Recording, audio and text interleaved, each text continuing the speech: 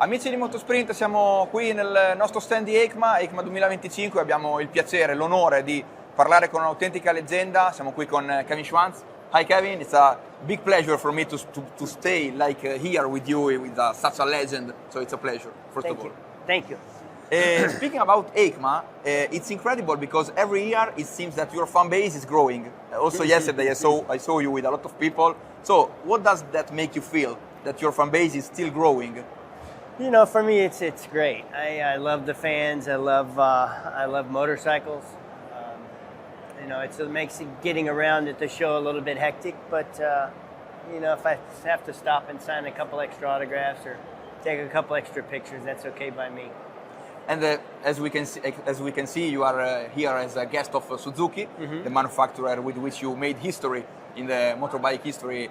And I have to ask you if, in your opinion, is it possible to see Suzuki go back in Superbike or MotoGP in the next years? Because a lot of people want this return, this comeback of Suzuki. You know, I think I want them back in racing as much as anybody does, but right now I don't think they're ready. In the next couple of years, I don't see it being a possibility. But I think reaching out a little further than that, maybe 4 or 5 years out. Maybe so. Okay, so something not tomorrow, but maybe they need a little bit more time. Exactly. Okay. And speaking about MotoGP, I have to ask you some things because I have the possibility, so I have to do it.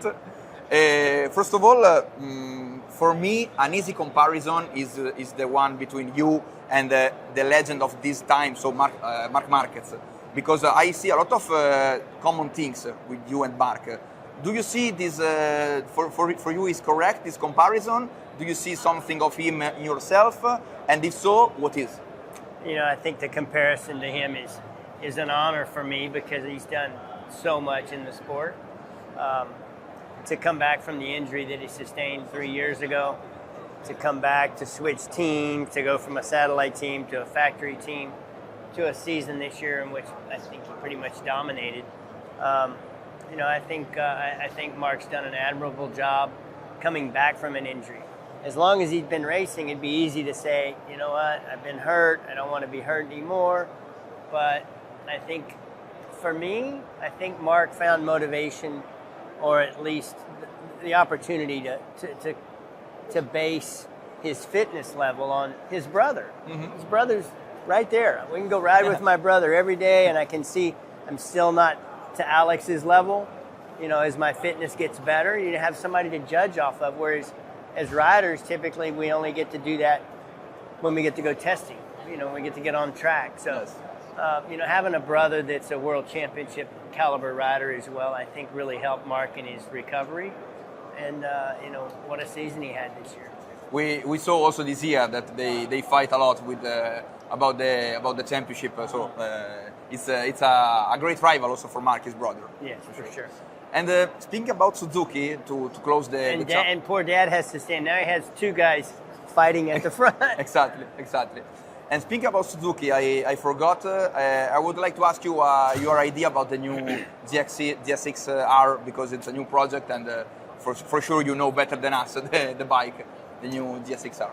You know, I think they just unveiled it the other day. It hasn't been in Europe in 5 years or so now. I think they haven't had a GSX-R 1000.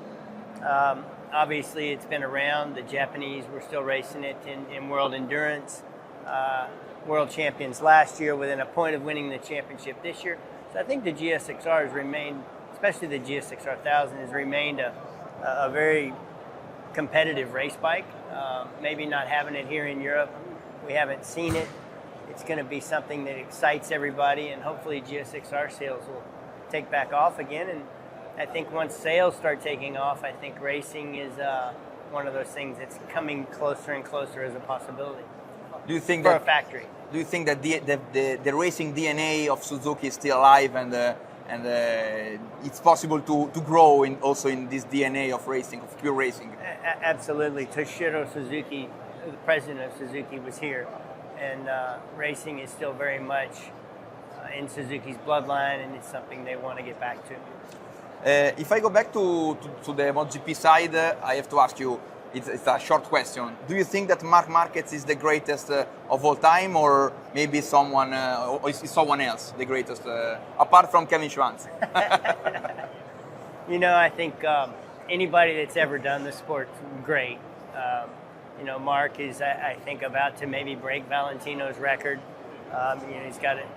He looks healthy. Well, he's not healthy right now. He's trying to overcome an injury, but you know, I think the possibility of breaking Valley's record is there.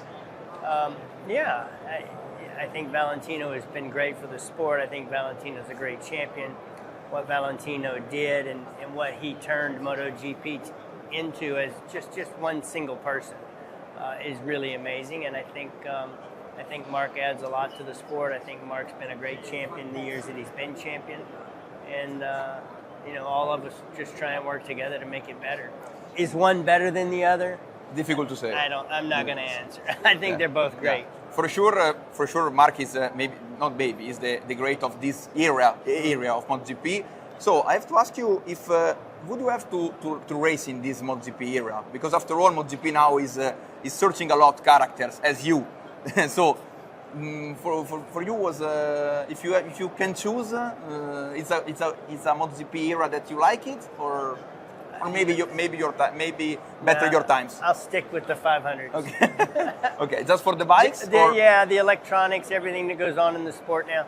You know, it used to be the field was much further apart, 3 seconds, 4 seconds from front to back. Now it's just over 1 second. The competition is so close. The racing is so intense and tight.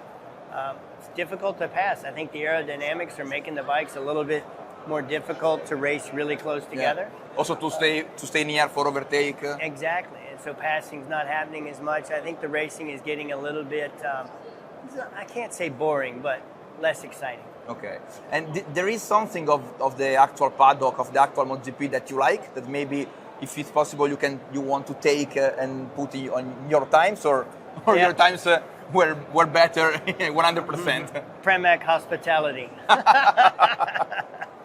It's a nice answer, yes, for sure. Yeah. It's nice. We spoke about Mark, so I have to ask you also about the other side of the Ducati box, also because we are Italians. So I have to ask you about Pecco, about Bagnaia, because what is your opinion about his season, about the up and downs, the difficulties that he had during the season? So, what is your point of view? You know, I think Pecco's had a really difficult season. I thought when I last saw him race, I saw him race in Misano too, but when I saw him in Austin, and you know, he and Mark raced, Mark made a mistake and he won.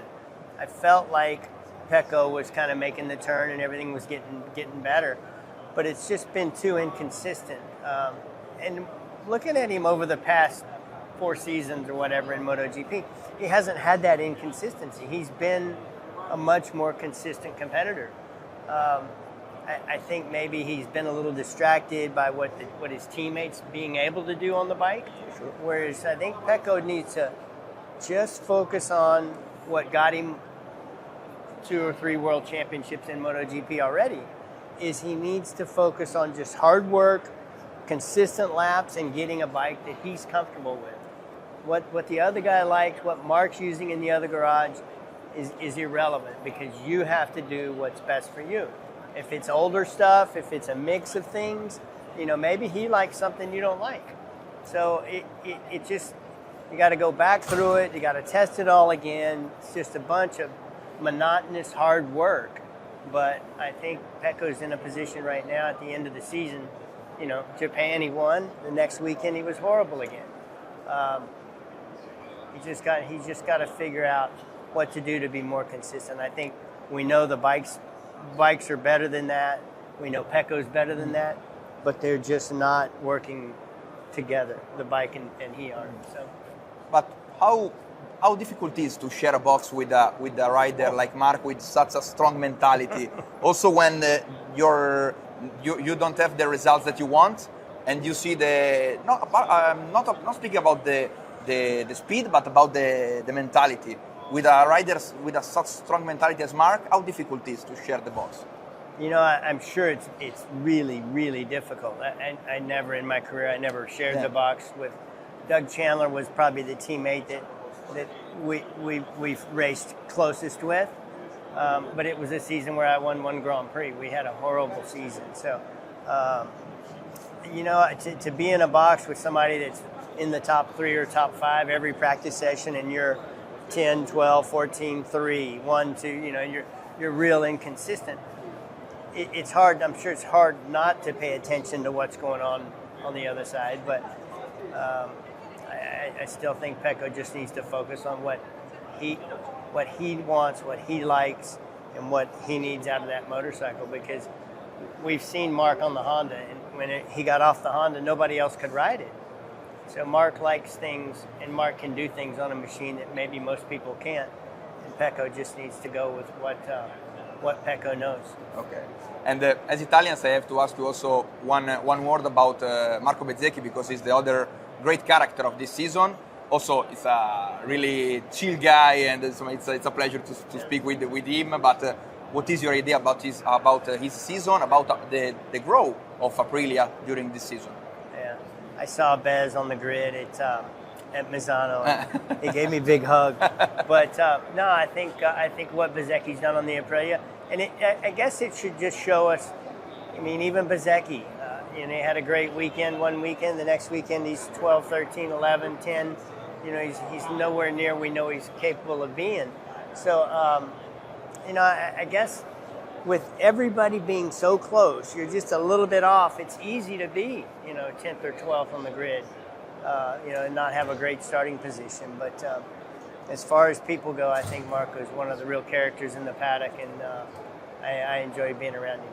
Another big character of the actual MotoGP is Pedro Acosta, but the fact that shocked me in some way is that he said a lot of times that he grew with you as a model, model.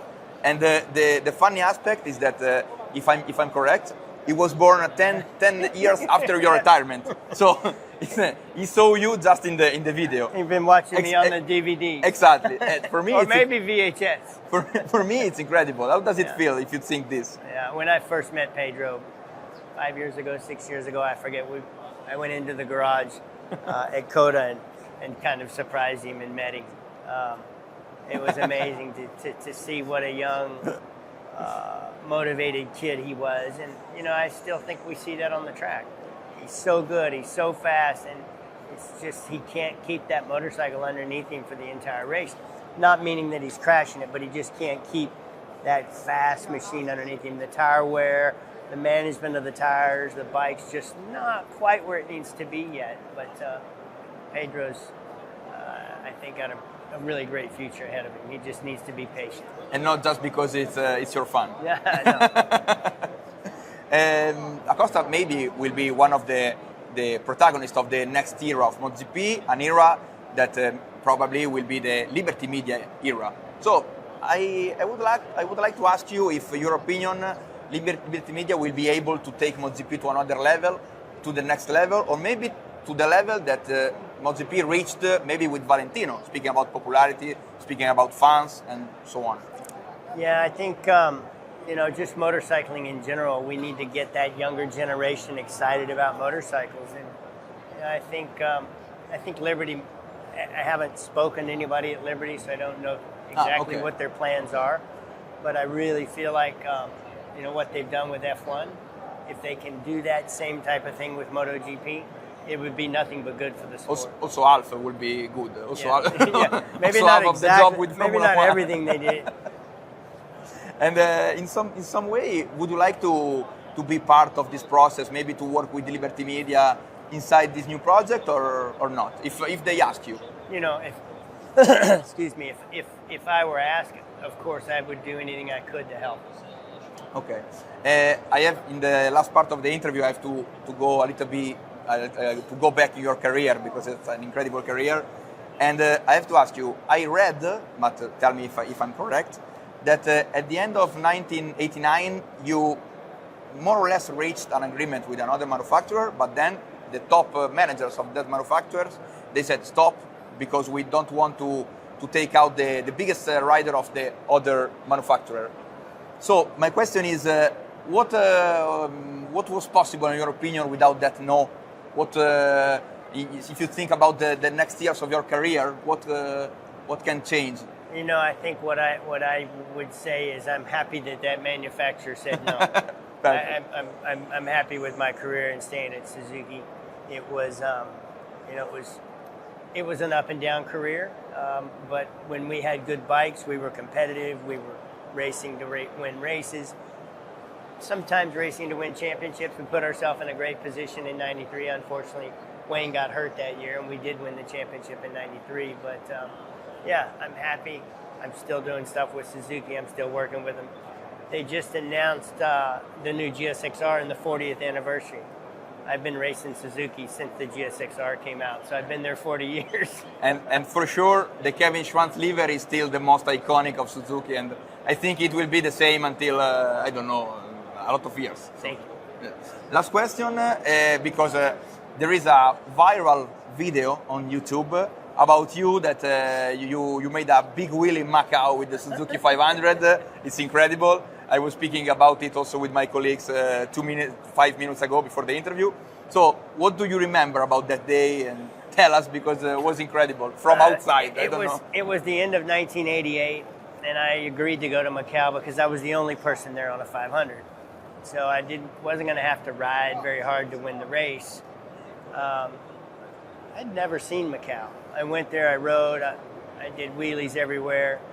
I tried a few laps in practice and qualifying to beat the lap record that Ron Haslam had. I didn't beat the lap record. I got within a second or two of it. I don't even remember.